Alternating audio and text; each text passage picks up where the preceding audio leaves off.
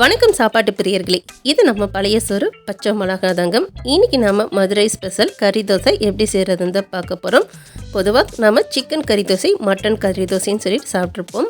இன்றைக்கி நம்ம நான்வெஜ் எதுவுமே இல்லாமல் வெஜ்ஜில் சோயா யூஸ் பண்ணி எப்படி கறி தோசை பண்ணுறதுன்னு தான் பார்க்க போகிறோம். இந்த கறி தோசை எப்படி செய்கிறதுன்னு பார்க்குறதுக்கு முன்னாடி நம்ம சேனல் பழைய சோறு பச்சைமொளகாவை இப்போ தான் நீங்கள் ஃபஸ்ட் டைம் பார்க்குறீங்கன்னா ப்ளீஸ் மறக்காமல் சேனலை சப்ஸ்கிரைப் பண்ணிவிட்டு பக்கத்தில் இருக்க அந்த பெல் பட்டனை கிளிக் பண்ணிடுங்க. இப்போ நம்ம கறி தோசை பண்ணுறதுக்கு முன்னாடி சோயா தண்ணியில் ஊற வச்சு எடுத்துக்கலாம். தண்ணி நல்லா கொதிக்க வச்சுருக்கேன். இப்போ இந்த கொதிக்க வச்ச தண்ணியில் நான் 100 கிராம் போல் சோயா சேர்த்துருக்கேன். சோயா சேர்த்துட்டு இதை ஒரு 5 நிமிஷத்துக்கு இந்த தண்ணியில் நம்ம ஊற வச்சு எடுத்துக்கலாம். சோயா தண்ணியில் கொதிக்க வைக்கக்கூடாது. சூடாக இருக்க தண்ணியில் நம்ம ஊற வச்சு தான் எடுக்கணும். ரொம்ப கொதிச்சிட்டாலும் சோயா சாஃப்ட் ஆயிரும். இப்போ இதை 5 நிமிஷத்துக்கு நம்ம மூடி வச்சு எடுத்துக்கலாம். இப்போ நம்ம தண்ணியில் போட்டால் சோயாவை நல்லா ஆற வச்சு தண்ணி எதுவும் இல்லாமல் நல்லா பிழிஞ்சு எடுத்து வச்சுருக்கோம். இது போல் நம்ம தண்ணி கொஞ்சம் கூட இல்லாமல் நல்லா பிழிஞ்சு எடுத்து வச்சுக்கணும். அடுத்ததாக இந்த சோயாவை நம்ம மிக்ஸி ஜாரில் போட்டு அரைச்சி எடுக்க போகிறோம். இப்போ நம்ம ஊற வச்சுருக்க இந்த சோயாவை மிக்ஸி ஜாரில் சேர்த்துட்டு இப்போ இந்த சோயாவை நம்ம கொரகொரப்பாக அரைச்சி எடுத்துகிட்டு வந்துடலாம். நான் அரைச்சி எடுத்துகிட்டு காட்டுறேன். இப்போ சோயா அரைச்சிட்டு வந்தாச்சு. இந்த அளவுக்கு நம்ம சோயாவை அரைச்சி எடுத்துக்கணும். ரொம்ப நைஸாகவும் அரைக்கக்கூடாது, அதே சமயம் பெரிய பெரிய பீசஸாகவும் இருக்கக்கூடாது. நம்ம மட்டன் கைமாவுக்கு எந்த அளவுக்கு கறி கொத்தி வாங்குவோமோ அந்த அளவுக்கு நம்ம அரைச்சி எடுத்துக்கணும். அடுத்து கறி தோசைக்கு தேவையான சோயா கீமா மசாலா எப்படி செய்கிறதுன்னு பார்க்கலாம். இது பண்ணுறதுக்கு ஒரு பேனில் 3 டேபிள் ஸ்பூன் போல் எண்ணெய் சேர்த்துருக்கோம். இப்போ எண்ணெய் நல்லா சூடான பிறகு இதில் 2 பெரிய வெங்காயத்தை நல்லா பொடி பொடியாக கட் பண்ணி வச்சுருக்கோம். இதை சேர்த்துக்கலாம். அடுத்ததாக 2 பச்சை மிளகாவை கட் பண்ணி வச்சுருக்கோம். கூடயே ஒரு கொத்து ஃப்ரெஷ்ஷான கருவேப்பிலை சேர்த்துக்கலாம். இப்போ இதெல்லாம் சேர்த்த பிறகு இந்த வெங்காயத்தை நல்லா பொன்னிறம் ஆகிற வரைக்கும் இதை நல்லா வதக்கி எடுத்துக்கலாம். வெங்காயம் நல்ல கலர் சேஞ்ச் ஆகி வரணும். அது வரைக்கும் இதை நம்ம வதக்கி எடுத்துக்கலாம். இப்போ வெங்காயம் நல்லா வதங்கியிருக்கு பாருங்கள். இந்த அளவுக்கு நல்லா பொன்னிறமாக நம்ம வதக்கி எடுத்துக்கணும். அடுத்ததாக இதில் 1 டேபிள் ஸ்பூன் போல் இஞ்சி பூண்டு பேஸ்ட்டை சேர்த்துட்டு இஞ்சி பூண்டோட பச்சை வாசனை போகிற வரைக்கும் இதையும் நல்லா வதக்கி எடுத்துக்கலாம். இப்போ இஞ்சி பூண்டு நல்லா வதங்கியாச்சு. அடுத்து இதில் நம்ம தக்காளி சேர்த்துக்கலாம். தக்காளி ஒரு தக்காளி நல்லா பழுத்த தக்காளியாக சின்ன சின்னதாக கட் பண்ணி சேர்த்துருக்கோம். இதுக்கு தக்காளி அதிகமாக தேவைப்படாது. இப்போ நம்ம சேர்த்த தக்காளி நல்லா வதங்கட்டும். இப்போ தக்காளி நல்லா வதங்கிருச்சு பாருங்கள். இந்த அளவுக்கு எண்ணெய் பிரிஞ்சு வர வரைக்கும் தக்காளி நல்லா வதக்கி எடுத்த பிறகு இதில் 1 table spoon Kashmiri chilli powder, 1 table spoon தனி மிளகாத்தூள், 1 டேபிள் ஸ்பூன் மல்லித்தூள், 1/2 டீஸ்பூன் சீரகத்தூள், 1 டேபிள் ஸ்பூன் மட்டன் மசாலா சேர்த்துக்கலாம். அடுத்து 1/2 டீஸ்பூன் கரம் மசாலா.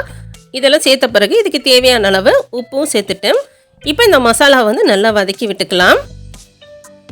மசாலா வதங்கின பிறகு இது கூட கொஞ்சமாக தண்ணி ஊற்றி மசாலாவோட பச்சை வாசனை போகிற வரைக்கும் இதை ஒரு 2 நிமிஷத்துக்கு நம்ம நல்லா வதக்கி எடுத்துக்கலாம். இப்போ நம்ம சேர்த்த அந்த மசாலாவில் இருக்க பச்சை வாசனையில் போய் மசாலாவில் இருக்க எண்ணெய் நல்லா பிரிஞ்சு வந்திருக்கு பாருங்கள். இந்த அளவுக்கு மசாலா நல்லா வதங்கணும். அடுத்ததாக நம்ம இதில் ஏற்கனவே ரெடி பண்ணி வச்சுருக்க சோயா சேர்த்துக்கலாம். இப்போ இந்த சோயாவில் சேர்த்த பிறகு இப்போ இந்த மசாலா கூட இந்த சோயாவை ஒரு 2 நிமிஷத்துக்கு நல்லா வதக்கி விட்டுக்கலாம். இப்போ இந்த சோயாவை இந்த மசாலாவோட நல்லா வதக்கி விட்டாச்சு. அடுத்ததாக இதில் நம்ம தண்ணி சேர்த்துக்கலாம். தண்ணி அதிகமாக சேர்க்க தேவையில்லை. ஒரு 1/2 கப் அளவு சேர்த்தா போதும். இந்த சோயாவில் இருக்க பச்சை வாசனை போய் இது நல்லா வேகிறதுக்கு தான் இந்த தண்ணி நம்ம சேர்க்குறோம். சோயாவை ஏற்கனவே நம்ம சுடுதண்ணியில் போட்டு தான் எடுத்துருக்கோம். இருந்தாலும் அதில் இருக்க பச்சை வாசனை இன்னும் கொஞ்சம் இருக்கும். இந்த பச்சை வாசனை போய் இந்த மசாலாவோட நல்லா குக் ஆகுறதுக்கு தான் நம்ம கொஞ்சமாக தண்ணி சேர்க்குறது. இது எல்லாத்தையும் நல்லா கலந்து விட்டுட்டு அடுப்பு லோ ஃப்ளேமில் வச்சு ஒரு 10 நிமிஷத்துக்கு இந்த மசாலாவில் இருக்க எண்ணெய் பிரிஞ்சு வர வரைக்கும் இதை நல்லா நம்ம குக் பண்ணி எடுத்துக்கலாம். இப்போ இந்த மசாலா நல்லா குக் ஆயிடுச்சு. எண்ணெய் நல்லா பிரிஞ்சு வந்திருக்கு பாருங்கள். இந்த ஸ்டேஜில் நம்ம கடைசியாக கொஞ்சமாக கொத்தமல்லி தழை சேர்த்துட்டு இதை நல்லா மிக்ஸ் பண்ணி எடுத்துக்கலாம். இந்த சோயா கீமா மசாலா நம்ம கறி தோசைக்கு மட்டும் இல்லை, சப்பாத்தி, பரோட்டா, இடியாப்பம்னு சொல்லிட்டு எல்லாத்துக்குமே அருமையாக சூட் ஆகும். இப்போ நம்மளோட கறி தோசை கீமா மசாலா சூப்பராக ரெடி ஆயிருச்சு. இது இருக்கட்டும். அடுத்து நாம் எப்படி தோசை ரெடி பண்ணுறதுன்னு பார்க்கலாம். இப்போ அடுப்பில் ஒரு தோசை தவா வச்சுருக்கேன். இப்போ இதில் வந்து கொஞ்சமாக எண்ணெய் வந்து தடவிக்கலாம். இப்போ தவா வந்து நல்லா சூடான பிறகு இதில் நம்ம தோசை மாவு சேர்த்துக்கலாம். மாவு சேர்க்கும் போதுலாம் ரொம்ப மெல்லிசாக வந்து நீங்கள் ஸ்ப்ரெட் பண்ண தேவையில்லை.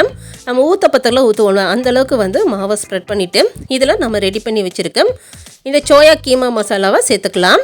உங்களுக்கு முட்டை பிடிக்கும்னா முட்டை கூட சேர்த்துக்கலாம், நல்லாயிருக்கும். இப்போ மசாலா சேர்த்துட்டு மசாலாவை இது போல் நல்லா ப்ரெஸ் பண்ணி விட்டுருங்க.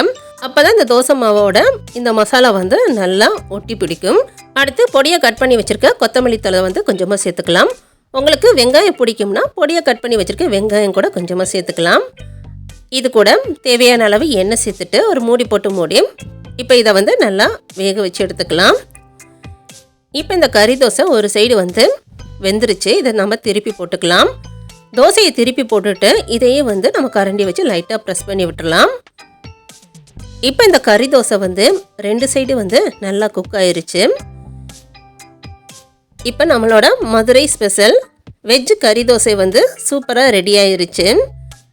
இன்றைக்கி நாம் மதுரை ஸ்பெஷல் கறி தோசை வெஜிடேரியன்ஸ்க்கு பிடிச்ச மாதிரி சோயா கீமா வச்சு எப்படி ரெடி பண்ணுறதுன்னு பார்த்தோம். இந்த ரெசிபி உங்களுக்கு பிடிச்சிருக்குன்னு நினைக்கிறேன். இந்த வீடியோஸ் உங்களுக்கு பிடிச்சிருந்துச்சுன்னா வீடியோஸ்க்கு ஒரு லைக் பண்ணிடுங்க. கூடயே நம்ம சேனல் பழையசோறு பச்சை மிளகாவை சப்ஸ்கிரைப் பண்ணாட்டி ப்ளீஸ் சேனலையும் சப்ஸ்கிரைப் பண்ணிடுங்க.